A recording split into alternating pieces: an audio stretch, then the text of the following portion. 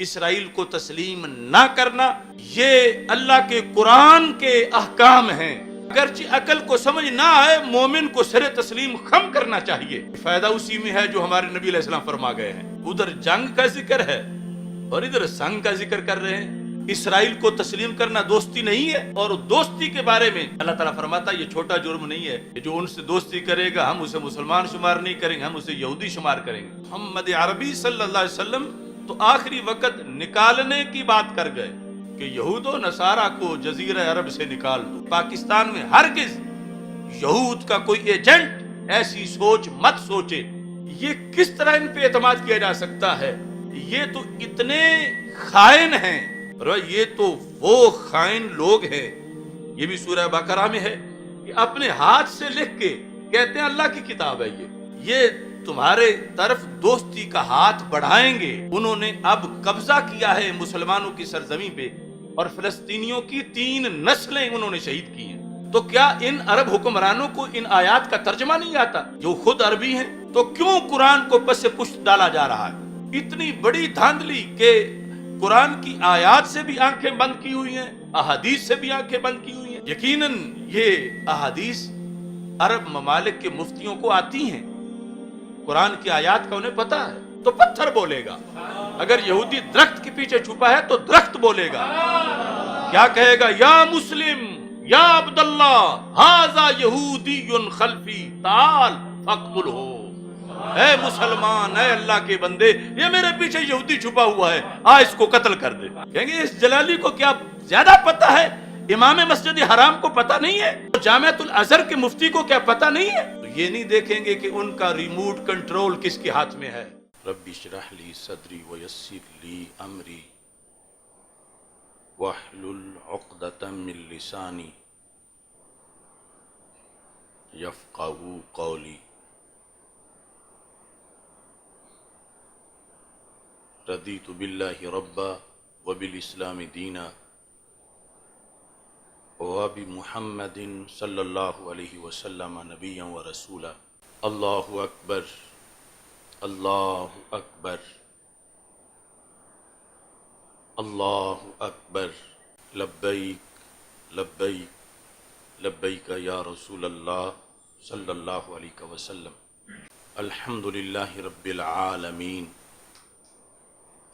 والصلاة والسلام علی خاتم النبیین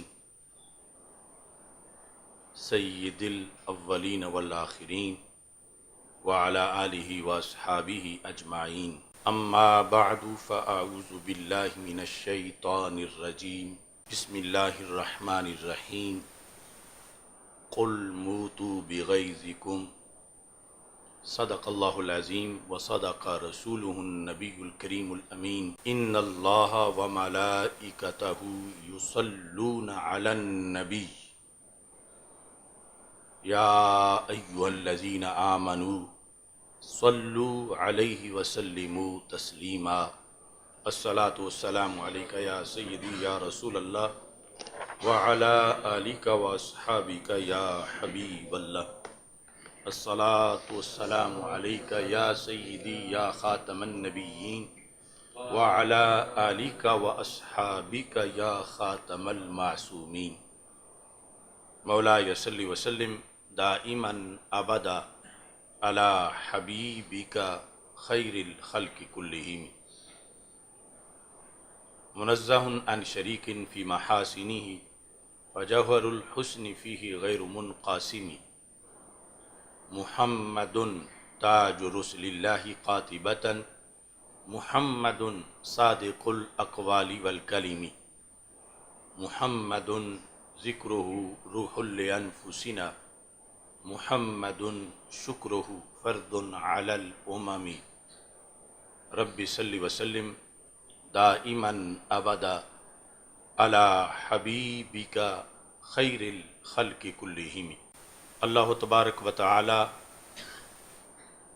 جل جلالہ وعم نوالہ واتم برہانہ وعظم شانہ وجل ذکرہ وعز اسمہ کی حمد و ثنا،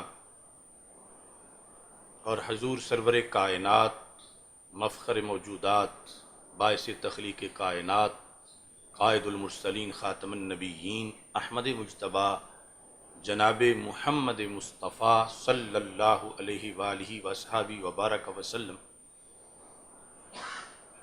کے دربار گہربار میں ہدیہ درود و سلام عرض کرنے کے بعد السلام علیکم ورحمۃ اللہ وبرکاتہ۔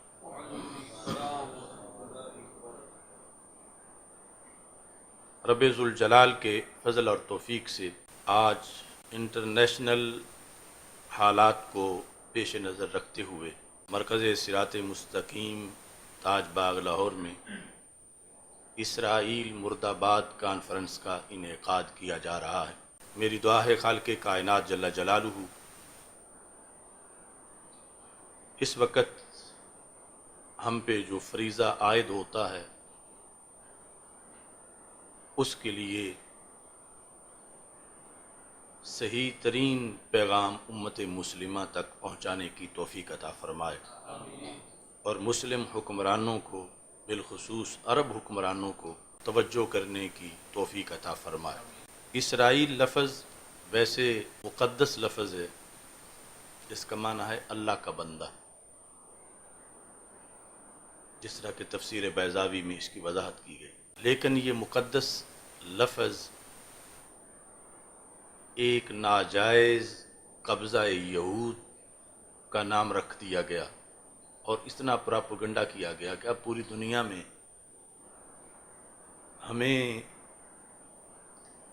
اس قبضے کا رد کرنے کے لیے بھی یہ لفظ بولنا پڑتا ہے، ورنہ لوگوں کو سمجھ ہی نہیں آتی۔ اصل اس کا نام ہے وہ ہے الکیان الصہیون، اور وہ شاید دنیا میں اب کوئی بھی نہ سمجھے، تو اس بنیاد پر مجبوراً ہمیں اسرائیل کا لفظ ہی بولنا پڑتا ہے، اگرچہ ہم نے ساتھ ناجائز قبضہ یہود یہ اردو میں اپنی پوسٹ میں بھی لکھا ہے۔ تو الکیان الصہیون وہ چونکہ پھر عربی کا لفظ تھا تو اس لیے ناجائز قبضہ یہود یہ اسرائیل کا اس وقت عرف میں معنی ہے، ورنہ حقیقی معنی جو ہے وہ ہے اللہ کا بندہ اور اللہ کے عظیم پیغمبر، ان کا یہ لقب ہے حضرت یعقوب علیہ السلام کا۔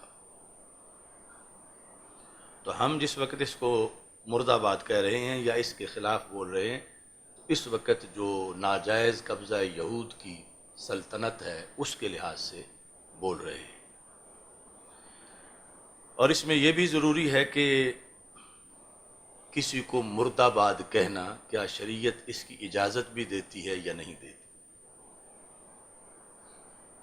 کیونکہ بحیثیت مسلم ہماری ہر بات پر مواخذہ ہو سکتا ہے کہ اللہ کے رسول صلی اللہ علیہ وسلم تو سارے جہانوں کی رحمت ہیں، اور اللہ جو ہے وہ رب العالمین ہے، اس کے بندے ہیں، اس کی سرزمین ہے، تو تم کیوں کسی کو مرد آباد کہتے ہو؟ تو اس سلسلہ میں بھی وضاحت ضروری ہے کہ رب ذوالجلال نے قرآن مجید برہان رشید میں یہود کا ذکر کرتے ہوئے اس حقیقت کو خالق کائنات جل جلالہ نے خود بیان کیا اور فرمایا قل موتوا بغیظکم، اے میرے محبوب صلی اللہ علیہ وسلم ان یہود سے کہو کہ تم مر جاؤ اپنے غیظ میں۔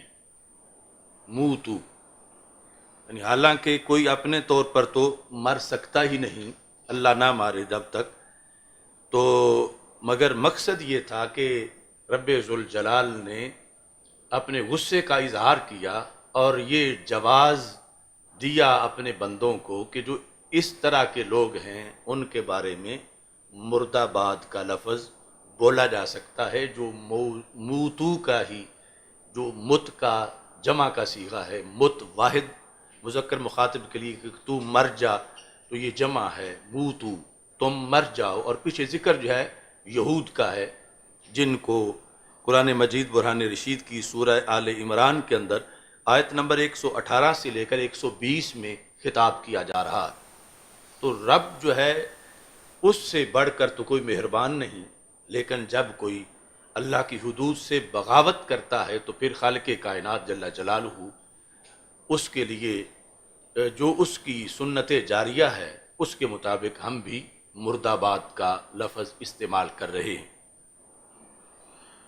دوسرے نمبر پر بخاری شریف میں حدیث شریف ہے کہ ہمارے آقا صلی اللہ علیہ وسلم نے فرمایا قاتل اللہ الیہود، اللہ یہود کو تباہ کرے۔ یہ صحیح بخاری ہے۔ اگلے دن دورہ حدیث میں جو ہم نے پڑھا تو سرکار صلی اللہ علیہ وسلم جب یہ لفظ بول رہے تھے اس وقت بھی سارے جہانوں کی رحمت، کیونکہ کچھ چیزیں ایسی ہیں کہ وہ تباہ ہوں تو پھر کائنات پہ رحمت ہوتی ہے۔ تو رسول پاک صلی اللہ علیہ وسلم نے اس واسطے یہود کے بارے میں فرمایا قاتل اللہ الیہود، رب انہیں قتل کرے، یعنی رب انہیں تباہ کرے، یا اگلا مرادی معنی کہ اللہ اپنی رحمتیں ان سے دور رکھے۔ تو یہ اللہ تعالیٰ کے بعد رسول پاک صلی اللہ علیہ وسلم کا بھی فرمان ہے۔ یعنی آج جب لوگ ان سے محبت، مودت اور دوستی کے لیے آگے بڑھ رہے ہیں تو انہیں یہ سوچنا چاہیے کہ قرآن کیا کہہ رہا ہے اور رسول پاک صلی اللہ علیہ وسلم کا فرمان کیا کہہ رہا ہے۔ باقی مثلاً اب جو اسرائیل جس جگہ کی ایک سٹیٹ بنی ہوئی ہے، تاریخ میں دلائل سے ثابت ہے کہ کبھی بھی فلسطین یہود کا وطن نہیں تھا۔ وہ جب مسلط ہوئے تھے اسلام سے پہلے تو غاصبانہ قبضہ انہوں نے ایک بار کیا تھا۔ یہود اور وہ بھی سارے فلسطین پر نہیں ہو سکا تھا اسلام سے پہلے، تو یہ ان کا اصل دیس نہیں ہے کہ آج کوئی کہے کہ یہود جو ہیں وہ تو ان کا اصل یہی علاقہ تھا، ہرگز ایسا نہیں ہے۔ اور پھر مثلا اب جس ایریے پر بولا جا رہا ہے اسرائیل، تو جب ہم کہتے ہیں مرد آباد تو اس سرزمین میں تو ہمارا قبلہ اول ہے، اس سرزمین میں امت مسلمہ کے لیے بڑے مقدس مقامات ہیں، تو مرد آباد کا تعلق اس نظام کے ساتھ ہے جو وہاں سٹیٹ بنائی گئی ہے۔ وہ سرزمین کے لیے یہ دعائے نقصان نہیں ہے، اور اس کی بھی دلیل بخاری شریف میں موجود ہے کہ رسول پاک صلی اللہ علیہ وسلم نے جب خیبر فتح کیا تو مدینہ منورہ سے تھوڑے فاصلے پر ہی تھا اور عرب کی سرزمین تھی، وہی جس کے فضائل ہیں، لیکن بخاری شریف میں ہے کہ ہمارے آقا صلی اللہ علیہ وسلم نے یہ نعرہ بلند کیا اللہ اکبر خاربت خیبر۔ اللہ اکبر خاربت کا مطلب ہے تباہ ہو گیا، خراب ہو گیا، جو جس اردو میں ہم جو بولتے خاربت خیبر، تو حالانکہ وہی خیبر تو سرزمین عرب کا ایک حصہ ہے اور اس کے سرزمین عرب کی بڑی فضیلت ہے، اور پھر وہی اسلام میں واپس اس کا قبضہ لیا جا رہا تھا۔ تو خاربت خیبر سے مراد وہاں جو مسلط نظام تھا اس کے لحاظ سے یہ تھا کہ اب یہاں سے جو سٹیٹ بنی ہوئی تھی یہود کی اور قبضہ جو تھا وہ ختم ہوا۔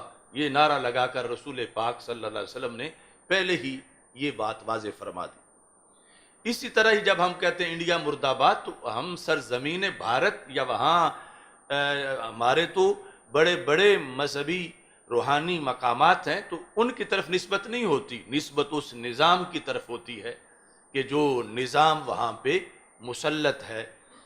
تو یہ تو گفتگو تھی کانفرنس کے نام کے لحاظ سے کہ اسرائیل مرد آباد میں اسرائیل سے مراد کیا ہے اور مرد آباد کہنا کس طرح جائز ہے۔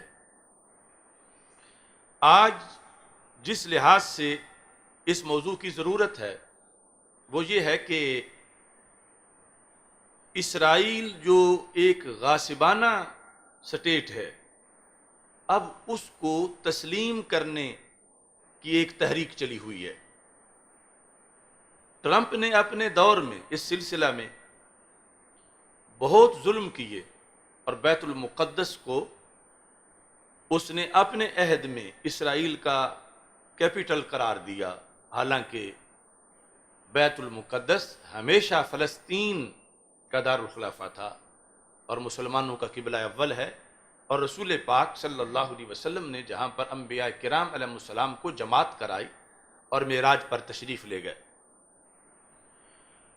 ٹرمپ کا جو یہودی داماد تھا اس کے ذریعے سعودی عرب کے محمد بن سلمان، جو اب تمام کرتا دھرتا ہے اس سلطنت کا، اس کی ذہن سازی کی گئی اسرائیل کو تسلیم کرنے کے لحاظ سے، اور اس طرح یہ نام نہاد تحریک جو ہے تیز ہوئی، اور پھر سعودی عرب نے رد عمل دیکھنے کے لیے پھر دوسری اپنی زیر نگین ریاستوں سے تسلیم کروایا کہ امت کیا کہتی ہے، اور خود اگرچہ اب وہ کام ان کا خفیہ طور پر سارا مکمل ہو چکا ہے اعلان کرنے کا، لیکن بظاہر ابھی تک اعلان نہیں کیا، مگر وہ مکمل طور پر اس بات پر پہنچ چکے ہیں کہ معاذ اللہ وہ اعلان کریں، اور وہی پھر پاکستان پر بھی دباؤ ڈال رہے ہیں کہ اسرائیل کو تسلیم کرنا چاہیے۔ پاکستان کے پاسپورٹ پہ لکھا ہوا ہے، ہر پاکستانی جو حاصل کرتا ہے، کہ سوائے اسرائیل کے یہ ہر ملک میں جانے کے لیے کام دیتا۔ قائد اعظم محمد علی جناح آپ نے یہ کہا تھا کہ جب تک اسرائیل فلسطینیوں کے جو حقوق ہیں ان کے لحاظ سے ادائیگی نہیں کرتا اور فلسطینیوں پر جو ظلم ہو رہا ہے اس سے پیچھے ہاتھ نہیں کھینچتا، ان کے علاقے واپس نہیں کرتا، اس وقت تک ہم اسرائیل کو تسلیم نہیں کریں گے۔ اب جو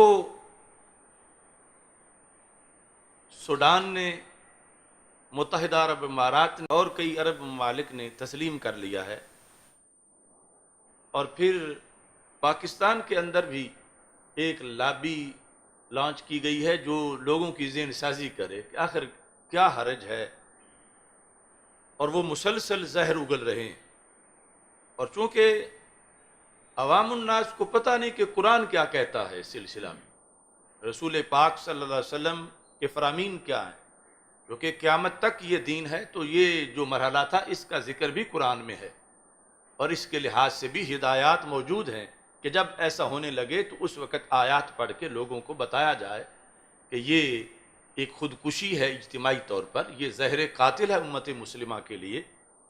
اس بنیاد پر آج وہ احکام قرآن و سنت بیان کیے جا رہے ہیں تاکہ ہم تو سرخرو ہوں، آگے لوگوں تک جب یہ بات پہنچے، جو قبول کرتا ہے نہیں کرتا وہ ان کا معاملہ ہے، لیکن قرآن و سنت کے احکام کو ظاہر کرنا جب دھاندلی ہو رہی ہو، اور محض اس لیے کہ جب باقی سے تجارت ہے تو ان سے بھی تجارت میں کیا ممانعت ہے، یہ باتیں کر کے ان کے لیے رستہ ہموار کیا جا رہا ہے۔ اور جن ملکوں نے تسلیم کر لیا ہے وہ جب آمد و رفت شروع ہوئی ہے تو وہ ان عرب ممالک کے جو ہوائی اڈے ہیں جب ان سے باہر نکلتے ہیں تو یہودی وکٹری کا نشان بناتے ہوئے باہر نکلتے ہیں، جیسے انہوں نے قبضہ کر لیا ہے، فتح کر لی ہے، اور ان کا ایک منصوبہ ہے گریٹر اسرائیل، جس میں معاذ اللہ وہ اعلان کر چکے کہ نقشے میں مدینہ منورہ کو بھی شامل کریں گے۔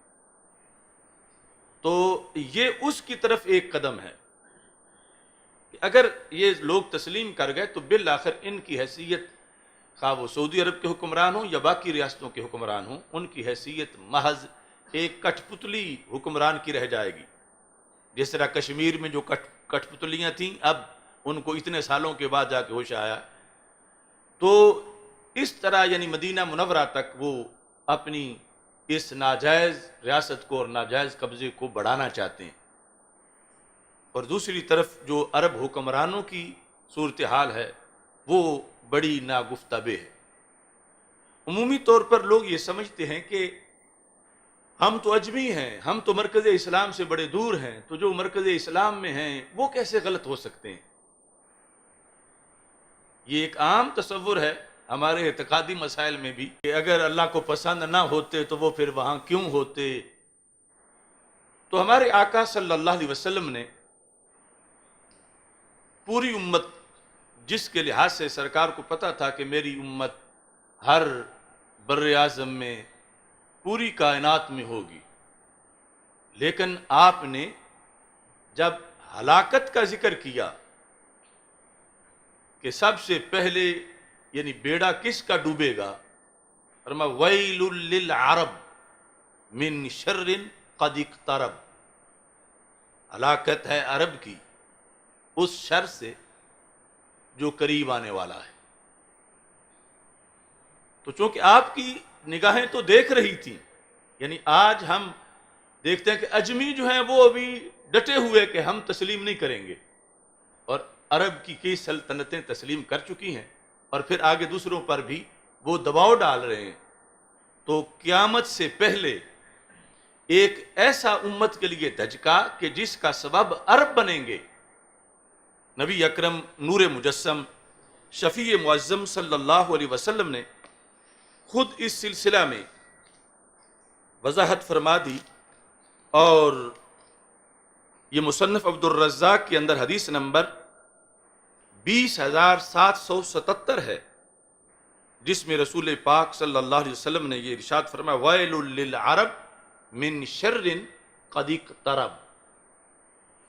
اور دوسری طرف نبی اکرم صلی اللہ علیہ وسلم نے یہ بھی ارشاد فرمایا ان اول الناس ہلاکا العرب، کہ لوگوں میں سے سب سے پہلے جو ہلاکت کے رستے پہ چل پڑیں گے وہ عرب ہوں گے۔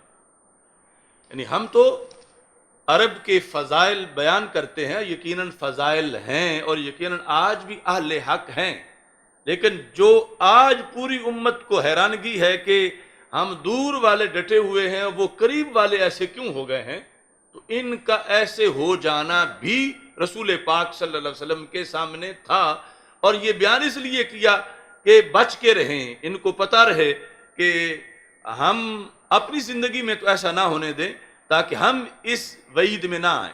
لیکن نبی اکرم نور مجسم شفیع معظم صلی اللہ علیہ وسلم نے یہ نشاندہی اس لیے کر لی کہ اجمی پھر پیچھے ان کے نہ لگ جائیں کہ رسول پاک صلی اللہ علیہ وسلم نے ان سے تو ناراضگی کا اظہار کیا ہے، اور ہمیں اپنے اس موقف پہ قائم رہنا چاہیے جو موقف قرآن کا، سنت کا ہمارے سامنے واضح دلائل کی شکل میں موجود ہے۔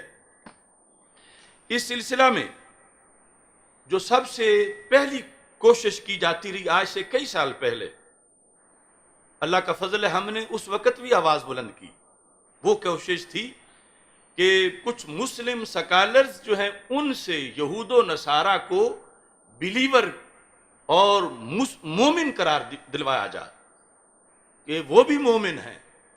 جس طرح کہ یہ بات غامدی کرتا رہا، طاہر القادری کرتا رہا، اور طاہر القادری کی باقاعدہ اس میں تقریریں موجود ہیں کہ وہ بھی بلیور ہیں، یعنی اہل کتاب سے اس نے ان کو بلیور کہا، حالانکہ قرآن بار بار ان کو کافر کہہ رہا ہے، اور قرآن بار بار ان کو نان مسلم کہہ رہا ہے۔ اور یہ تھا کہ نرم گوشہ بنایا جائے کہ باقی ہندو تو اور ہیں، مشرک اور ہیں، یہ تو اہل کتاب ہیں، ان کے لحاظ سے ہمیں اپنا گوشہ نرم کرنا چاہیے۔ تو اس طرح کے سکالرز جو ہیں وہ ایک نہیں، وہ بہت سے ہیں کہ جنہوں نے ایسی باتیں کی، اور یہ پوری وہ مہم اور کمپین تھی جو آج کے حالات کے لیے کئی سال پہلے شروع کی گئی۔ حالانکہ قرآن مجید برہان رشید میں رب ذوالجلال نے سورہ توبہ میں آیت نمبر 29 میں یہ ارشاد فرمایا قاتل الذین لا یؤمنون باللہ ولا بالیوم الآخر، لڑو ان سے، جہاد کرو ان سے، کہ ان سے جو اللہ پر بھی ایمان نہیں رکھتے اور آخرت کے دن پر بھی ایمان نہیں رکھتے۔ اب یہ ساری بات یہود کی آ رہی ہے، اس میں کوئی اختلاف نہیں کر سکتا کہ یہ کوئی مکہ کے مشرکوں کے بارے میں آیت تھی، یہ آیت یہود کے بارے میں ہے، اور اس کا اگلا حصہ بھی جزیے کے لحاظ سے متعین کر رہا ہے کہ یہ یہود ہیں۔ تو اللہ تعالیٰ فرما رہا ہے لا یؤمنون، وہ ایمان نہیں لاتے، ایماندار نہیں ہیں۔ تو یہ کتنی بڑی جسارت ہے کہ انہیں ایماندار قرار دینا اور اس پر کتابیں لکھنا۔ لا یؤمنون باللہ ولا بالیوم الآخر ولا یحرمون ما حرم اللہ ورسولہ، وہ ان چیزوں کو حرام نہیں سمجھتے جو اللہ تعالیٰ نے حرام کی ہیں اور اللہ تعالیٰ کے رسول صلی اللہ علیہ وسلم نے حرام کی ہیں۔ ولا یدینون دین الحق، اور وہ دین حق کو قبول نہیں کرتے۔ یعنی کتنی واضح باتیں ہیں۔ من الذین اوتوا الکتاب، اہل کتاب جن کو کتاب دی گئی ان میں سے، چونکہ کچھ تو عبداللہ بن سلام رضی اللہ تعالیٰ عنہ جیسے مسلمان ہو گئے، تو کہا کہ اہل کتاب میں سے یہ جو اب تک جنہوں نے کلمہ نہیں پڑھا، یہ کون ہے؟ مومن نہیں ہے۔ کون ہے یہ؟ دین حق پر نہیں ہے۔ حتی یعطوا الجزیۃ عن ید وہم صاغرون، یعنی آگے ان کے کسی مسلم سٹیٹ میں پر امان کے لحاظ سے کہا گیا کہ جب تک وہ اپنے ہاتھوں سے جزیہ نہ دیں، اس حالت میں کہ وہ ذلیل نہ ہوں۔ وہم صاغرون، یعنی جزیہ پیسے صرف لینا مقصد نہیں ان سے، وہ پیسے دیتے وقت ذلت بھی محسوس کریں کہ ہم ذلیل لوگ ہیں۔ صاغرون قرآن کے لفظ ہیں، یہ نہیں کہ کہا جائے کہ وہ عزت والے ہیں اور انہیں برابر کرسیوں پہ ساتھ بٹھایا جائے اور جس طرح کہ سب کچھ طاہر القادری کرتا رہا۔ وہم صاغرون، اس پر صحابہ کرام رضی اللہ تعالیٰ عنہ کی تفسیر موجود ہے کہ صاغرون کا مطلب یہ ہے کہ جب وہ جزیہ دینے آئیں تو گورنر اس علاقے کا یا جس افسر کے پاس جزیہ دے رہے ہیں وہ کرسی پہ بیٹھے اور منبر پہ تخت پہ بیٹھے، اور یہ سامنے آ کے گھٹنوں کے بل زمین پر بیٹھ کر اس طرح ہاتھوں پہ اپنا جزیہ رکھیں اور وہ ان کی گردن پہ تلوار رکھے، یعنی مارے نہیں لیکن تلوار ان کی گردن پہ رکھے، تو اب قرآنی حکم وہم صاغرون کا پورا ہوگا۔ یعنی اب تو یعنی وہ جزیہ بھی نہیں دے رہے، بلکہ مسلم کنٹریز میں اصل سٹیزن شہری وہ بنے ہوئے ہیں، اور قرآن جو ہے وہ یہ کہہ رہا ہے۔ اور دوسرے مقام پر رب ذوالجلال سورہ مائدہ میں یہ ارشاد فرماتا ہے، انہوں نے رسول پاک صلی اللہ علیہ وسلم سے کوئی فیصلہ کروانا چاہا تو اللہ فرماتا وَكَيْفَ يُحَكِّمُونَكَ وَعِنْدَهُمُ التَّوْرَاتُ، آپ سے کیسے فیصلہ کرواتے ہیں؟ ان کے پاس تورات جو ہے، فیہا حکم اللہ، جس میں اللہ کا حکم ہے، ثُمَّ يَتَوَلَّوْنَ مِن بَعْدِ ذَلِكَ، پھر اس کے بعد یہ پھر جاتے ہیں، وَمَا أُولَئِكَ بِالْمُؤْمِنِينَ، یہ مومن نہیں ہے۔ اب اس بندے کا کتنا ہاضمہ تیز ہے، مسلمان بھی کہلواتا ہے اپنے آپ کو، پھر اپنے منہ شیخ الاسلام بھی کہلواتا ہے، یا اس طرح کے غامدی اس طرح کے لوگ جو ہیں کہ اللہ تعالیٰ فرما رہا ہے وَمَا أُولَئِكَ بِالْمُؤْمِنِينَ، یہ بچے کو یہ ترجمہ آتا کہ وہ مومن نہیں ہیں، ما نافیہ ہے، تو کیسے ان کو مومن قرار دے کر امت کے اندر یہ ایک ان کے لیے نرم گوشہ پیدا کیا جاتا رہا۔ خالق کائنات جل جلالہ نے قرآن مجید برہان رشید میں غیرت دلائی مسلمانوں کو، اور اس غیرت کے لحاظ سے اللہ تعالیٰ نے ارشاد فرمایا جو سورہ ممتحنہ میں آیت نمبر 1 اور 2 میں ہے۔ اللہ تعالیٰ فرماتا ہے یا ایھا الذین آمنوا لا تتخذوا عدوی وعدوکم اولیاء، میرے اور اپنے دشمنوں کو دوست نہ بناؤ، میرے بھی وہ دشمن ہیں اور تمہارے بھی وہ دشمن ہیں۔ یہ آیت بھی یہود کے لحاظ سے ہے، اور خالق کائنات جل جلالہ نے آج کے جو معاملات ہیں ان کے لحاظ سے اس وقت فرما دیا کہ یہ تم سے دوستی کرنا چاہیں گے، یہ تمہارے طرف دوستی کا ہاتھ بڑھائیں گے، لیکن تمہیں میرا یہ حکم یاد رکھنا چاہیے کہ جب وہ تمہارا قرآن نہیں مانتے تمہارے دوست کیسے ہو سکتے ہیں؟ جب وہ تمہارے رسول علیہ السلام کا کلمہ نہیں پڑھتے تو تمہارے دوست کیسے ہو سکتے ہیں؟ وہ جتنا بھی تمہیں لالچ دیں کہ ہم اتنی گرانٹ دیں گے، ہم اتنی تجارت میں تجھے اس قدر اپنی طرف سے چھوٹ دیں گے، تو اللہ تعالیٰ نے قرآن مجید برہان رشید میں ارشاد فرمایا تلقون الیہم بالمودہ، تم ان سے پیار کرنا چاہتے ہو، وَقَدْ كَفَرُوا بِمَا جَاءَكُم مِّنَ الْحَقِّ، حالانکہ وہ تو وہ ہیں جنہوں نے تمہارے پاس آنے والے حق کو قبول ہی نہیں کیا. یعنی وہ جو تمہارے پاس حق ہے، عقیدہ توحید، عقیدہ رسالت، قرآن مجید، وہ تو نرم نہیں ہوئے کہ اس کو تسلیم کریں. اور تم جو ہو تلقون الیہم بالمودہ، ان سے پیار کی باتیں کرتے ہو. یعنی صرف ان سے دوستی کا آغاز، اگرچہ وہ قبضہ نہ کیے ہوئے ہوں، قرآن نے تو وہ بھی حرام قرار دیا، اور انہوں نے اب قبضہ کیا ہے مسلمانوں کی سرزمین پہ، اور فلسطینیوں کی 3 نسلیں انہوں نے شہید کی ہیں. اتنا ظلم کیا ہے. اسرائیل مرد آباد، اسرائیل مرد آباد، اسرائیل مرد آباد، فلسطین زندہ باد، فلسطین زندہ باد. لبیک لبیک لبیک یا رسول اللہ، لبیک لبیک لبیک یا رسول اللہ، لبیک لبیک. اب یعنی قرآن کہہ رہا ہے کہ تمہیں ان سے پیار کا شوق ہے، محبت کے لیے ہاتھ آگے بڑھا رہے ہو، حالانکہ انہوں نے تو حق تسلیم نہیں کیا.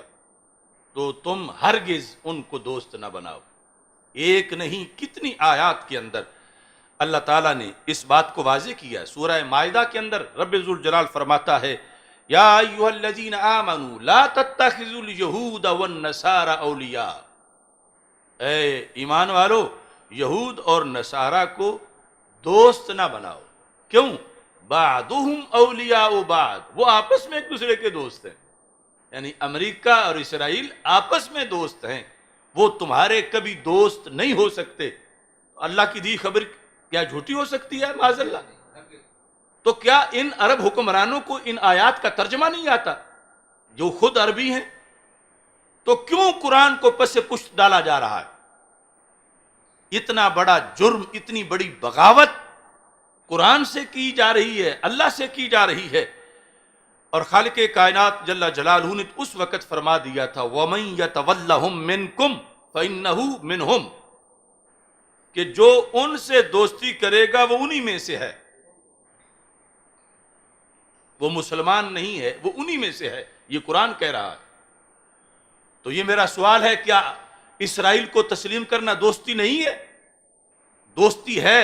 اور دوستی کے بارے میں اللہ تعالیٰ فرماتا ہے یہ چھوٹا جرم نہیں ہے کہ جو ان سے دوستی کرے گا ہم اسے مسلمان شمار نہیں کریں گے، ہم اسے یہودی شمار کریں گے. وَمَن يَتَوَلَّهُم مِّنكُمْ فَإِنَّهُ مِنْهُمْ إِنَّ اللَّهَ لَا يَهْدِي الْقَوْمَ الظَّالِمِينَ، اللہ ظالم قوموں کو ہدایت نہیں دیتا. پھر خالق کائنات جل جلالہ ارشاد فرماتا ہے لا يتخذ المؤمنون الکافرین اولیاء من دون المؤمنین، کہ مومنوں کو چھوڑ کے کافروں کو دوست نہ بنائے. یہ ایک علیحدہ وعید ہے کہ آپس میں مسلم ممالک ایک دوسرے کے دشمن بنے ہوئے ہیں، اور ادھر امریکہ اور اسرائیل سے خیر کی توقع رکھتے ہیں، حالانکہ ان سے کبھی بھی خیر کی توقع نہیں کی جا سکتی. نبی اکرم نور مجسم شفیع معظم صلی اللہ علیہ وسلم نے اس سلسلہ میں مزید وضاحت ان آیات کی، اور آپ نے اپنے آخری خطاب کے اندر فرمایا اخرجوا الیہود والنصارى من جزیرۃ العرب، کہ یہود و نصارہ کو جزیرہ عرب سے نکال دو. محمد عربی صلی اللہ علیہ وسلم تو آخری وقت نکالنے کی بات کر گئے. خیبر سے تو اس وقت بھی ان کو بحیثیت کرایہ دار کے مزارین کے رکھا گیا، اور حضرت عمر رضی اللہ تعالی عنہ نے پھر ان کو نکالا، اور ان سے یہی تھا کہ جب تک تم یہاں ہماری شرائط مانو گے اس وقت تک رہو گے، اس کے بعد سرزمین عرب جو ہے وہ یہود سے پاک کر دی جائے گی. اور پھر انہیں نکالا گیا باقاعدہ. اس پر انہوں نے اعتراض بھی کیا کہ تمہارے نبی صلی اللہ علیہ وسلم تو ہمیں چھوڑ گئے تھے اور تم اٹھا رہے ہو. تو حضرت عمر رضی اللہ تعالیٰ عنہ نے فرمایا خدا کے دشمنوں مجھے لفظ یاد ہیں رسول پاک صلی اللہ علیہ وسلم کی، یہ سارا مناظرہ بخاری شریف میں ہے، فرمایا جب سرکار نے فرمایا تھا یاد کرو اس وقت کو جب تمہاری اونٹنیاں تمہیں لے کے یہاں سے نکلیں گی اور دور جا کے تمہیں کوئی ٹھکانہ ملے گا، فرمایا میں سرکار کے غیب کی یہ خبر آج بھی یاد رکھے ہوئے ہوں۔ اور اس سے پتہ چلتا ہے کہ یہود کے ساتھ مناظرہ ہو یا کسی کے ساتھ تو اسی فکر پہ کیا جا سکتا ہے جسے اہل سنت کہا جاتا ہے، ورنہ اس دن یہود مناظرہ جیت جاتے، اگر یہ ہوتا کہ ان کو تو کل کی خبر ہی نہیں ہے تو پھر یہ کس طرح کہہ سکتے ہیں؟ تو کل کی خبر، پرسوں کی خبر، قیامت تک کی خبر، یہ سب کچھ ان کے سامنے یوں ہے جیسے ہاتھ کی ہتھیلی پہ رائی کا دانہ ہوتا ہے۔ تو حضرت عمر رضی اللہ تعالی عنہ نے اس حدیث کا حوالہ دے کر ان کو نکالا کہ سرکار تو تمہارے نکلنے کی خبر دے کے گئے ہیں، اور پھر حکم بھی دے دیا اخرج الیہود والنصارى من جزیرۃ العرب۔ تو آج کس منہ سے انہیں خود دعوت دی جا رہی ہے کہ تم عرب میں آ جاؤ، جب سرکار فرما کے گئے کہ میری امت قیامت تک کے لیے جزیرہ عرب ان سے پاک رکھو، یہود سے بھی اور نصارہ سے بھی، اور یہ مستند حدیث ہے، کوئی اس کا انکار نہیں کر سکتا۔ اتنی بڑی دھاندلی کہ قرآن کی آیات سے بھی آنکھیں بند کی ہوئی ہیں، احادیث سے بھی آنکھیں بند کی ہوئی ہیں۔ یقیناً یہ احادیث عرب ممالک کے مفتیوں کو آتی ہیں، قرآن کی آیات کا انہیں پتہ ہے، مگر اس حد تک ان کو بے زبان کر دیا گیا ہے کہ آج کوئی یہ آیات پڑھنے کو وہاں تیار نہیں کہ وہ اپنے حکمرانوں کو سمجھائیں کہ اس طرح کیسے کر رہے ہو، یہ تو قرآن سے بغاوت ہے۔ اور پھر جب ایک ذہن بنا ہوا ہے کہ جب وہ کر رہے ہیں تو ہمیں پھر کیا حرج ہے، تو ان کا حوالہ دے کر پھر پاکستان میں بات کی جا رہی ہے۔ جس طرح یہ پیچھے لاک ڈاؤن کیا گیا تھا کرونا کے مسئلے پر، انہوں نے کر دیا ہے، تو پھر ہمیں کیا ہے؟ ہم نے اس وقت بھی اللہ کے فضل سے اذان حق دی، اور اب اس مسئلے پر بھی یہ دلائل دے رہے ہیں کہ پاکستان میں ہرگز یہود کا کوئی ایجنٹ ایسی سوچ مت سوچے، کیونکہ یہ بغاوت ہے صراحتاً قرآن سے اور بغاوت ہے سنت سے، اور ہمارے جسموں میں جب تک جان رہے گی انشاءاللہ ہم حق کا جھنڈا بلند رکھیں گے کہ ہمارا ایمان ہے، قرآن ہے۔ رب ذوالجلال نے یہ جو دوستی کا مرض تھا، اللہ نے اس وقت یہ جو دوستی کا آج آپشن پیش کیا جا رہا ہے، اور اس کو جو ہے وہ کہا جا رہا ہے کہ یہ بڑا براڈ مائنڈڈ شخص ہے، سکالر ہے، یہ جو دوسرے تو نیرو مائنڈڈ ہیں، تو رب نے اس کو کیا کہا تھا؟ قرآن مجید برہان رشید میں ہے، سورہ مائدہ میں اللہ تعالیٰ فرماتا ہے یہود اور نصارہ کا ذکر کرنے کے بعد فَتَرَ الَّذِينَ فِي قُلُوبِهِم مَرَضٌ، میرے محبوب یا اے مخاطب قیامت تک تم دیکھو گے ان لوگوں کو، کن کو؟ فی قلوبہم مرض، جن کے دل میں بیماری ہے، دل میں بیماری ہے، اگرچہ ہٹے کٹے ہوں، صحت مند ہوں، لیکن دل میں بیماری ہے، جن کے دل میں بیماری ہے، یسارعون فیہم، وہ ان سے دوستی میں جلد بازی کریں گے۔ بیماری والے، بیمار لوگ، یعنی فکری بیمار لوگ ان سے دوستی کرنے میں جلد بازی کریں گے۔ یہ قرآن کی خبر ہے، قرآن کا حکم ہے سورہ مائدہ میں آیت نمبر 52 میں۔ اور پھر جواز کیا پیش کریں گے؟ وہی جو آج پیش کیا جا رہا ہے، کیا؟ یقولون نخشى ان تصیبنا دائرہ، ہمیں ڈر ہے ان سے دوستی نہ بنی تو ہم کسی سانے کا شکار ہو جائیں گے، ان سے دوستی نہ ہوئی تو ہم بچ نہیں سکتے، یہ بہانہ کریں گے دوستی کا۔ اللہ تعالیٰ نے تو سب کچھ پہلے فیصلے کر دیے ہیں۔ اللہ تعالیٰ فرماتا ہے فَعَسَى اللَّهُ أَن يَأْتِيَ بِالْفَتْحِ أَوْ أَمْرٍ مِّنْ عِنْدِهِ، قریب ہے کہ رب تمہارے لیے فتح لے آئے یا اپنی طرف سے کوئی امر، فَيُصْبِحُوا عَلَى مَا أَسَرُّوا فِي أَنفُسِهِمْ نَادِمِينَ، کہ جب رب فتح لے آئے گا تو حق پہ ڈٹ جانے والوں، وہ جو تمہیں مشورے دیتے تھے دوستی کے، وہ اپنے اندر پھر شرم محسوس کریں گے. الا ما اسروا فی انفسہم، جو انہوں نے دلوں میں چھپائی ہوئی تھی تحریک دوستی کی، کیا ہوں گے؟ نادمین، ہو جائیں گے نادم، شرمسار ہوں گے کہ ہم قوم کو کیا پکواتے رہے اور کیا کہتے رہے، اور ہم سمجھتے تھے کہ اب کوئی سہارا نہیں، رستے بند ہو گئے ہیں، اگر دوستی کریں گے تو بچیں گے. تو رب یہ اتنی بڑی فتح کہاں سے لے آیا؟ اور اللہ نے جو فتح دی تو یہ جو اس وقت تنگی کے زمانے میں ڈٹے رہے، تو اب ان کے سامنے ہم کس منہ سے بولیں؟ ہم تو کہتے تھے کہ معیشت بھی تباہ ہو جائے گی، جی نہیں سکیں گے عسکری طور پر، سیکورٹی کے لحاظ سے، لیکن یہ تو جو ہم سوچ رہے تھے اس کے بالکل برعکس ہو گیا، اور امت مسلمہ پھر غالب آ گئی.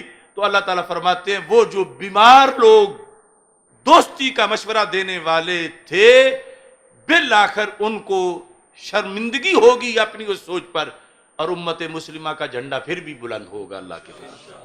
تو یہ قرآن مجید برہان رشید کے واضح طور پر فرامین ہمیں رہنمائی کر رہے ہیں، اور ان کو آج ہائی لائٹ کرنا از حد ضروری ہے، تاکہ اب دیکھو نا، ادھر صرف اس طرح کی باتیں ہیں جس طرح تار عنکبوت ہوتا ہے، اس سے بھی نرم، مکڑی کے جالے سے بھی نرم، اور ادھر قرآن ہے جس میں شک ہو ہی نہیں سکتا، ادھر حدیث ہے مستند جس میں شک ہو ہی نہیں سکتا. اور پھر رب ذوالجلال نے ان باتوں کی طرف بھی متوجہ کیا، یعنی دوستی جب کوئی بنائے گا تو رب نے کہا یہ قائم نہیں رہے گی، وہ تمہیں ماریں گے، کیونکہ وہ آپس میں دوست ہیں، تمہارے نہیں ہو سکتے. تو تم کبھی بھی ان کے جھانسے میں نہ آنا کہ ہم دوست بن گئے تو ہم بچ جائیں گے. قرآن مجید برہان رشید میں رب ذوالجلال نے سورہ بقرہ میں ان کا ذکر کرتے ہوئے فرمایا آوا کلما عاہدوا عہدا نبذہ فریق منہم بل اکثرہم لا یؤمنون، کہ یہ جب بھی انہوں نے تاریخ میں کوئی معاہدہ کیا تو خود ہی انہوں نے توڑا. جب قرآن یہ کہہ رہا ہے اور آج اس معاہدے پہ مسلم سلطنتیں دستخط کرتی جا رہی ہیں، اور اللہ تعالیٰ نے فرمایا کہ یہ کس طرح ان پہ اعتماد کیا جا سکتا ہے دنیاوی معاملات میں، یہ تو اتنے خائن ہیں. فَوَيْلٌ لِّلَّذِينَ يَكْتُبُونَ الْكِتَابَ بِأَيْدِيهِمْ ثُمَّ يَقُولُونَ هَٰذَا مِنْ عِندِ اللَّهِ. اور یہ تو وہ خائن لوگ ہیں، یہ بھی سورہ بقرہ میں ہے، کہ اپنے ہاتھ سے لکھ کے کہتے ہیں اللہ کی کتاب ہے، یہ لکھتے اپنے پاس سے ہیں، یعنی اپنی بات کو کلام اللہ قرار دیتے ہیں. فَوَيْلٌ لِّلَّذِينَ يَكْتُبُونَ الْكِتَابَ بِأَيْدِيهِمْ، اپنے ہاتھوں سے لکھ کے کوئی مضمون، ثُمَّ يَقُولُونَ هَٰذَا مِنْ عِندِ اللَّهِ، کہ یہ اللہ کی طرف سے ہے. جو رب کے بارے میں اتنا بڑا جھوٹ بول جاتے ہیں، تمہارے لیے کیسے سچ بولیں گے؟ تو تم ان سے بچ کے رہو، کبھی بھی ان کے کسی معاہدے پر کوئی اعتماد نہ کرو. خالق کائنات جل جلالہ نے یعنی یہ ساری باتیں کھول کے جس کے بارے میں بتائیں، فرمایا میرے بھی دشمن ہیں تمہارے بھی دشمن ہیں. تو وہ لوگ کتنے بے وقوف ہیں کہ جن کو رب کہہ رہا ہے کہ فلاں تمہارے دشمن ہے، اور وہ پھر کہتے نہیں وہ تو ہمارے دوست ہیں، اور ان کے ساتھ دوستی کی معاذ اللہ باتیں کی جا رہی ہیں. خالق کائنات فرماتا ہے سورہ نساء کے اندر من الذین ہادوا یحرفون الکلم عن مواضعہ، کہ یہودیوں کی تو سرشتی یہ ہے کہ یہ کلمات کو اپنی جگہ سے بدلتے ہیں، یعنی رب کے اتارے ہوئے کلام سے یہ بدل دیتے ہیں. تو جو اللہ کے کلام میں خیانت کرتے ہیں، تمہارے معاہدے کیسے ان سے بچے رہیں گے؟ کہ اگر مشکل آئی تو کوئی معاہدہ مسلم ممالک کا انہیں کام نہیں دے سکے گا، اس واسطے کہ وہ سرشت میں خیانت رکھتے ہیں، اور اس خیانت کے لحاظ سے انہوں نے جو ان کا پس منظر تھا اس رب نے بیان کر دیا جس نے پیدا کیے ہیں کہ ان سے بچ کے رہنا، ان کا لکھا ہوا، ان کا معاہدہ، ان کا عہد، اس کی کوئی حیثیت نہیں ہوگی. یہ جب وقت آئے گا ضرور تمہیں ڈنگ ماریں گے اور تم ان سے کبھی بھی بچ نہیں سکو گے.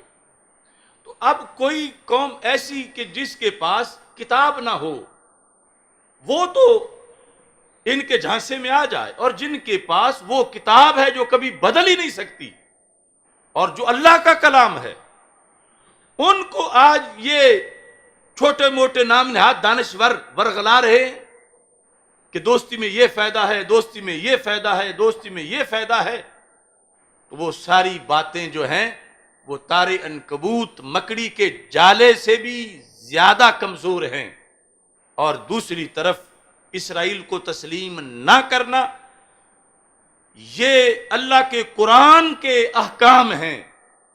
یعنی تسلیم کرنا تو درکنار، سوچنا بھی نہیں چاہیے، کیونکہ جس مومن نے یہ سوچ لیا ایمان زائل ہو جائے گا کہ وہ اگر جائز سمجھتا ہے اس چیز کو اور آگے ہو نہیں رہا وہ کام جائز سمجھتا ہے تو جائز سمجھنے سے ہی ایمان تو لٹ جائے گا. اس بنیاد پر یعنی مسلمانوں کو جیتے ہوئے یہ بتانا چاہیے کہ مومن کا جینا اور ہے، کافر کا جینا اور ہے. یہاں تو سوچ پر بھی پابندی ہے. یعنی جس وقت رب ذوالجلال نے فرمایا فلا وربک لا یؤمنون حتی یحکموک فیما شجر بینہم ثم لا یجدوا فی انفسہم حرجا مما قضیت ویسلموا تسلیما، کہ کوئی اس وقت تک مومن ہو ہی نہیں سکتا.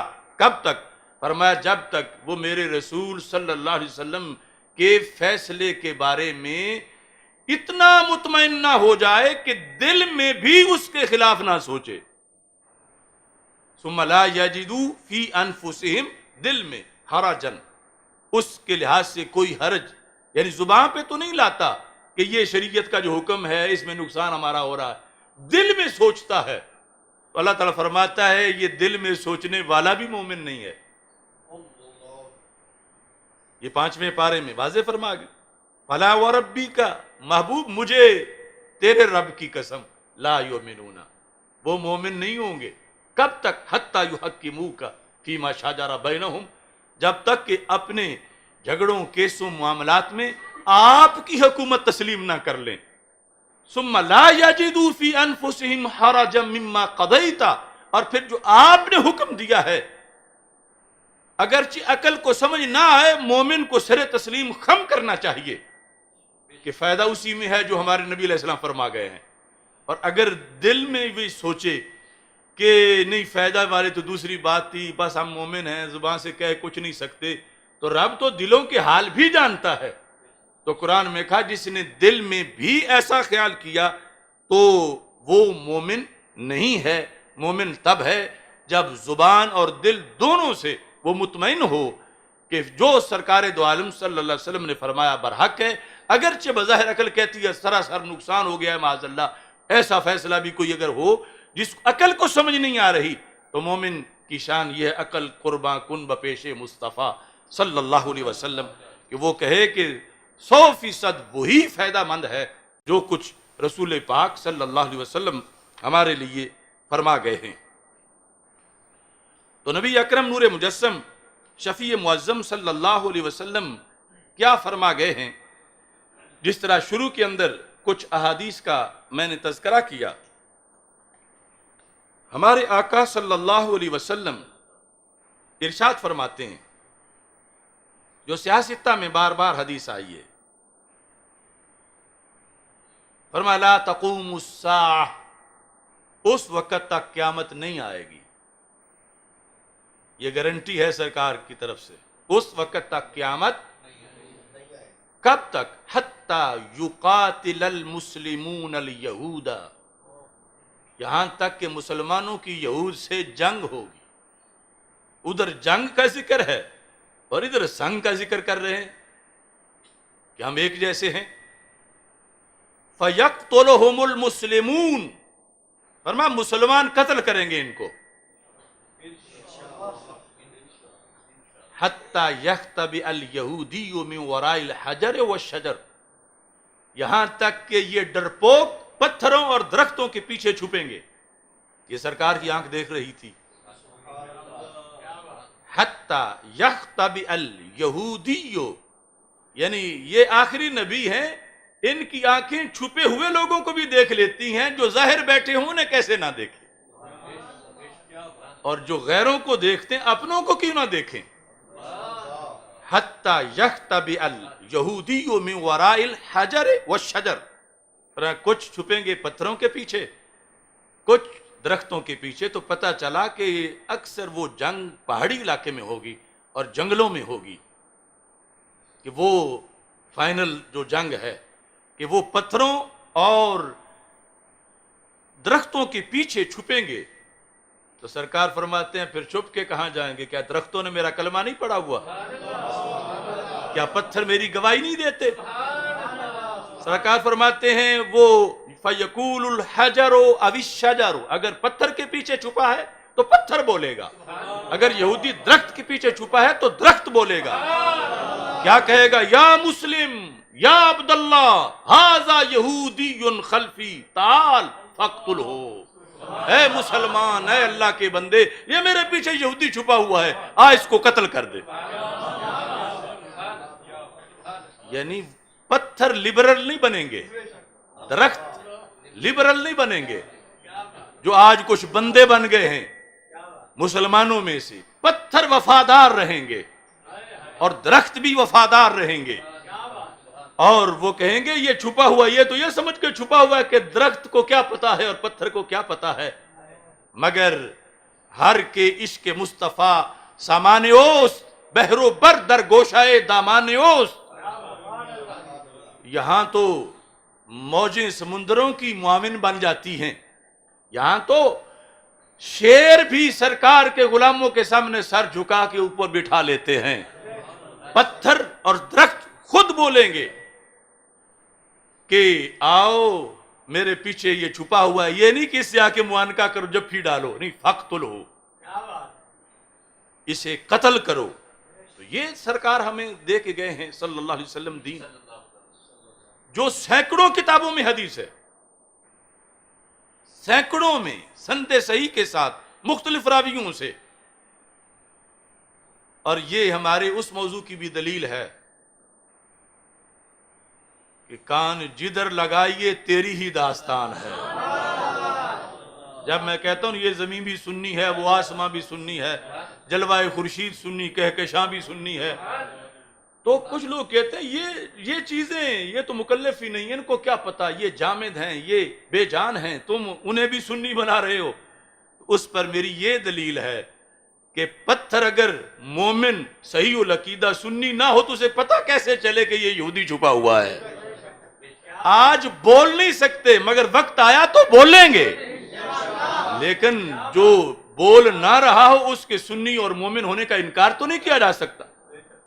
اس بات پر نبی اکرم صلی اللہ علیہ وسلم نے فرمایا الا الغرقد، سوائے غرقد کے درخت کے، جو آج اس قبضہ مقبوضہ علاقے میں زیادہ لگایا جا رہا ہے، رسوائے غرقد کے درخت کے، فإنہ من شجر الیہود، وہ یہودیوں کا درخت ہے، تو وہ نہیں بولے گا، وہ شجر یہود. تو یہ ہماری دلیل ہے کہ کچھ درخت سنی ہوتے ہیں، کچھ یہودی ہوتے ہیں.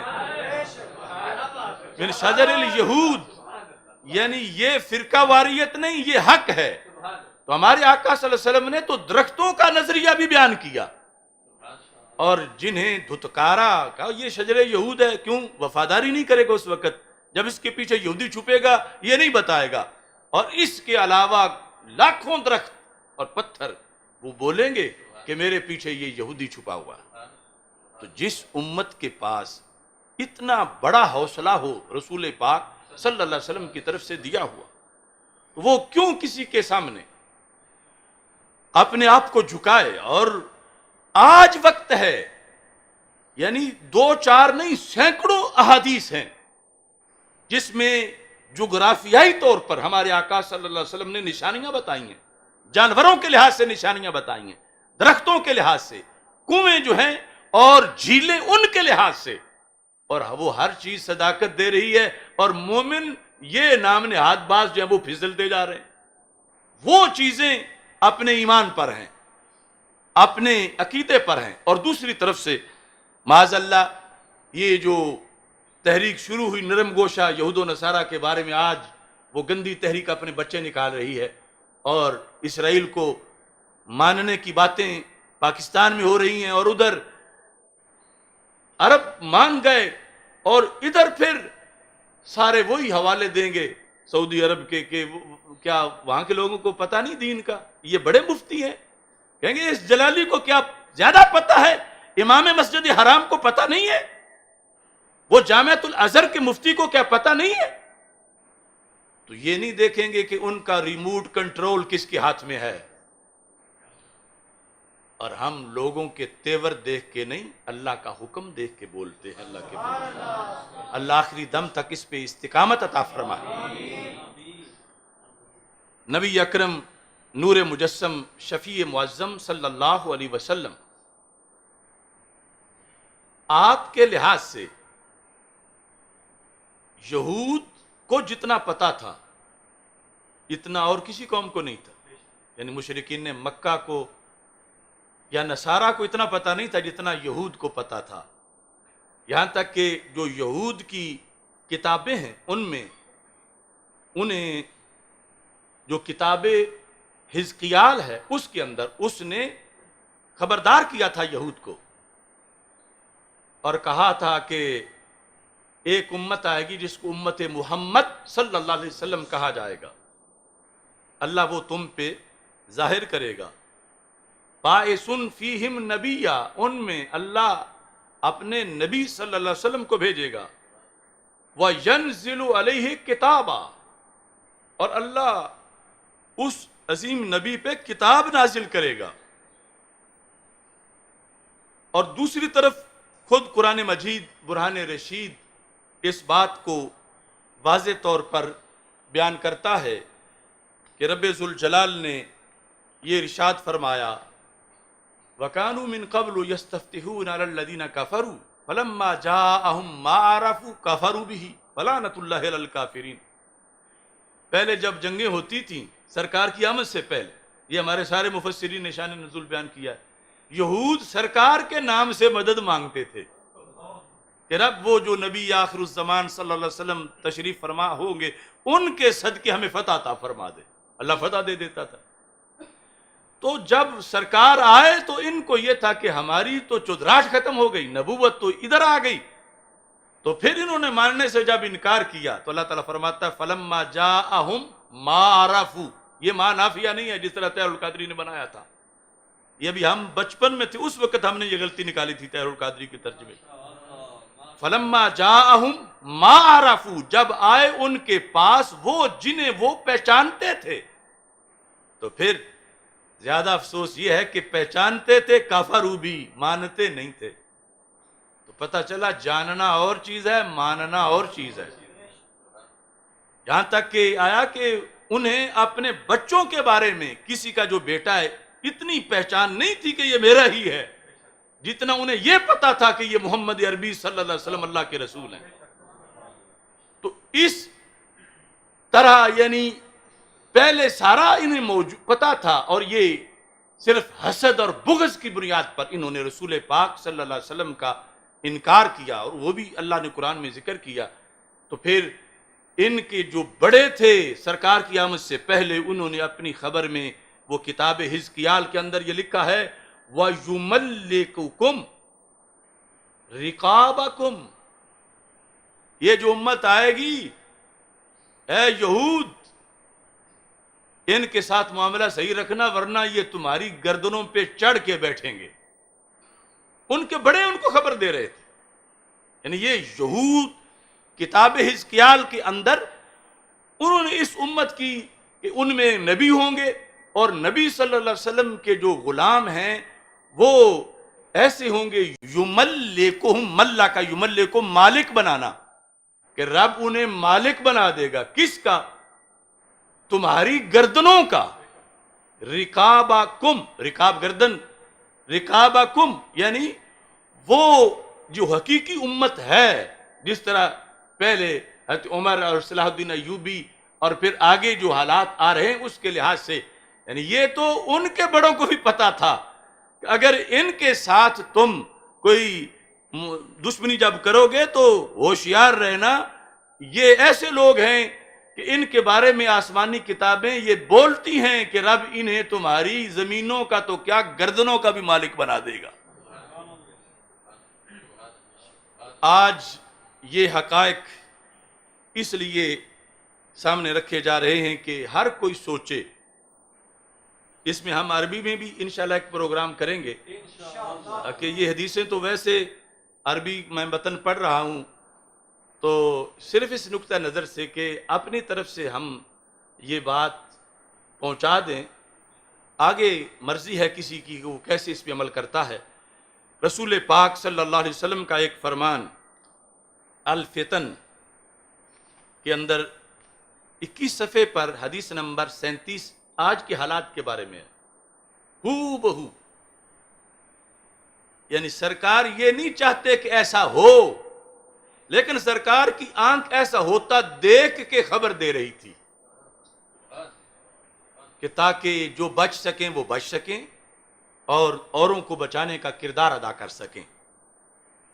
لا یصیبن اہل الاسلام البلاء والناس حولهم یرتعون۔ اب یہ بریلوی فکر پر ہی سمجھا جا سکتا ہے، پر ایک زمانہ آئے گا کہ اہل اسلام پر بھوک آ جائے گی، معیشت کمزور ہو جائے گی، والناس حولهم یرتعون، اور ان کے ارد گرد جو سارے لوگ ہیں وہ موج میلے میں ہوں گے۔ یرتعون کا لغوی معنی ہے جانوروں کا چرنا، یعنی ادھر بالکل قحط ہوگا اور ادھر وہ عیاشیاں کر رہے ہوں گے۔ تو ایسی صورتحال میں جب مسلم امہ کو بھوک کا سامنا ہے اور دیکھ رہے ہیں یہودی بڑے عیاشی کر رہے ہیں، نصارہ عیاشی کر رہے ہیں، تو فرمایا پھر تھوڑے لوگ ہی حق پہ قائم رہ سکیں گے۔ حتیٰ ان المسلم لا یرجع یہودیہ، یہاں تک کہ کچھ نام نہاد مسلمان یہودی بن جائیں او نصرانیہ، یا نصرانی بن جائیں۔ کیوں؟ من الجہد، بھوک کی وجہ سے۔ یعنی یہ جو کچھ ہو رہا ہے حدیث اس کو بتا رہی ہے کہ کہتے ہیں معیشت نہیں مستحکم ہو رہی، ہم ان سے ملیں، ہم ان سے لیں، بھوک آ گئی ہے، خزانے خالی ہو گئے ہیں، یعنی دوسرے جو ماننے والے ہیں وہ بھی یہ باتیں کہہ رہے ہیں۔ تو اس ماننے کو سرکار فرما رہے ہیں کہ وہ یہودی بن جائیں گے یا نصرانی بن جائیں گے، کہ جب صرف دولت کی وجہ سے انہیں یہ نہیں کہ کوئی دوسری طرف سے کوئی دلیل بڑی مل جائے گی کہ وہ مذہب ماننا چاہیے، دلیل کوئی نہیں ہوگی، صرف بھوک کے لحاظ سے، یعنی جس میں ویسے بھوک ایسی نہیں ہوگی مگر ان کے جو عیش و عشرت کے تقاضے ہیں اس کے لحاظ سے سمجھیں گے۔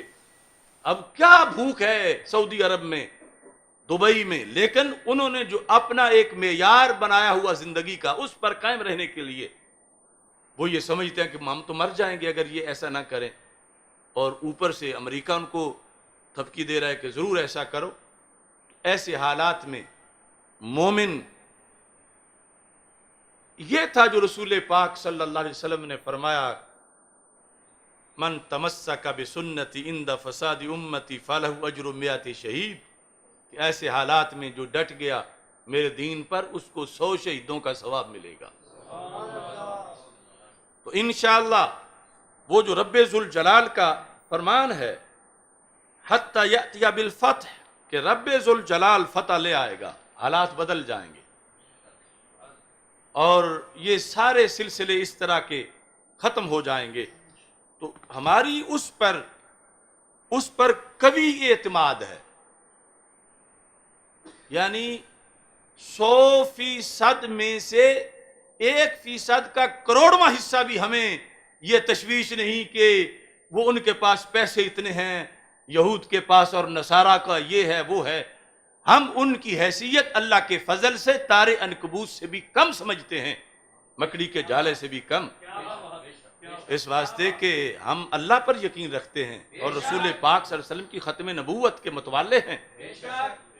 اسی موضوع کو پیش نظر رکھتے ہوئے میں نے جیل میں جو دیوان لکھا صدائے قفس، پنجرے کی آواز، اپنے پنجرے میں نے وہاں یہ لکھا، پھر وطن میں عام ہوگی اہل حق کی روشنی، پھر وطن میں عام ہوگی اہل حق کی روشنی، پھر چمن کی ہر کلی ہی باحیا ہو جائے گی۔ اس وقت یہ جو موٹر وے والا سانیہ تھا اور اس طرح کی ساری باتیں پہنچی اور دل بڑا کر رہا تھا کہ یہ پاکستان کے اندر روزانہ اخبار بھرے ہوئے ہیں کہ 3 ماہ کی بچی ہے، 3 سال کی بچی ہے، فلاں ہے، اس طرح کے وہ لفظ زبان پہ نہیں آتے۔ پھر وطن میں عام ہوگی اہل حق کی روشنی، پھر چمن کی ہر کلی ہی باحیا ہو جائے گی، پھر ابابیلوں کے لشکر آ اڑیں گے حرم پہ، پھر ابابیلوں کے لشکر آ اڑیں گے حرم پہ، آج کے ابرا کی ہتھنی پھر تباہ ہو جائے گی۔ یہ امریکہ اسرائیل وہاں والے ڈرے ہوئے، پھر ابابیلوں کا لشکر آ اڑے گا حرم پہ، آج کے ابرا کی ہتھنی پھر تباہ ہو جائے گی، پھر پہاڑوں کے کلیجے پھٹ پڑیں گے خوف سے، پھر پہاڑوں کے کلیجے پھٹ پڑیں گے خوف سے، پھر سمندر کے عمق میں شاہراہ ہو جائے گی۔ عمق کہتے ہیں گہرائی کو۔ پھر سمندر کے عمق میں شاہراہ ہو جائے گی، ہر طرف ختم نبوت کے چلیں گے قافلے، پدیوں کی ہر سواری ہی فنا ہو جائے گی۔ یہ سب پدیاں ہیں، وہ قادیانی ہوں، یہودی ہوں، نصرانی ہوں، امریکی ہوں، ہر طرف ختم نبوت کے چلیں گے قافلے، پدیوں کی ہر سواری ہی فنا ہو جائے گی، پھر حنین و بدر کے جلوے ملیں گے کو بکو، ظالموں پہ بستی بستی کربلا ہو جائے گی، پھر سے ہوگا کارواں یہ سوئے طیبہ گامزن، پھر تو سارے ہی سفر میں واہ واہ ہو جائے گی، پھر سے ہوگا کارواں یہ سوئے طیبہ گامزن، پھر تو سارے ہی سفر میں واہ واہ ہو جائے گی، پھر در جبریل میں ہو جائے گا اپنا وقوف۔ در جبریل، باب جبریل جو ہے مسجد نبوی شریف، پھر در جبریل میں ہو جائے گا اپنا وقوف، پھر سنہری جالیوں پہ ہر نگاہ ہو جائے گی، ہر طرف انصاف کے بچے جواں ہو جائیں گے۔ اب تو نام تحریک انصاف ہے لیکن وہ تو بانج ہے۔ ہر طرف انصاف کے بچے جواں ہو جائیں گے، ہر طرف مدنی حکومت دیر پا ہو جائے گی، ہر طرف انصاف کے بچے جواں ہو جائیں گے، ہر طرف مدنی حکومت دیر پا ہو جائے گی، ہر نگر میں پھیل جائے گا نظام مصطفیٰ صلی اللہ علیہ وسلم، ہر نگر میں پھیل جائے گا نظام مصطفیٰ، مغربی طرز حکومت خاک پا ہو جائے گی، نیل کے ساحل پہ پھر محتاط ہوں گے بھیڑیے، نیل کے ساحل پہ پھر محتاط ہوں گے بھیڑیے، شیر سے بکری کو حاصل پھر پناہ ہو جائے گی، بھاگ جائیں گے اندھیرے جذبہ اصحاب سے، آ بسیں گے پھر سویرے آل سے اقطاب سے۔ تو انشاءاللہ ہمارا یہ یقین ہے، اللہ کے فضل سے کسی طرح کی کوئی مایوسی نہیں ہے۔ اگلے پروگرام کے لحاظ سے انشاءاللہ جو ہمارا سلسلہ جاری تھا افکار رضا سیمینارز کا، جو اس ظالم حکومت کی وجہ سے اس سال سفر المظفر میں بالخصوص جو ہوتے تھے نہیں ہو سکے، تو اب 30واں افکار رضا سیمینار، یعنی 29 پہلے ہو چکے ہیں، 30واں افکار رضا سیمینار انشاءاللہ 9 دسمبر کو یہاں مرکز صراط مستقیم میں انعقاد پذیر ہوگا۔ یہ جو بدھ آ رہا ہے اس بدھ کو، اور 11 دسمبر جو اگلا جمعہ ہے وہ انشاءاللہ مناظر اسلام مفتی محمد عابد جلالی صاحب قدس سر العزیز کا جو مرکز ہے جیا بگا شریف میں، اس میں غوث اعظم کانفرنس ہوگی، یعنی جمعے کے وقت وہاں انشاءاللہ پروگرام ہوگا۔ اللہ تعالی ہم سب کو اپنی خصوصی عافیت عطا فرمائے۔ وآخر دعوانا ان الحمد للہ رب العالمین۔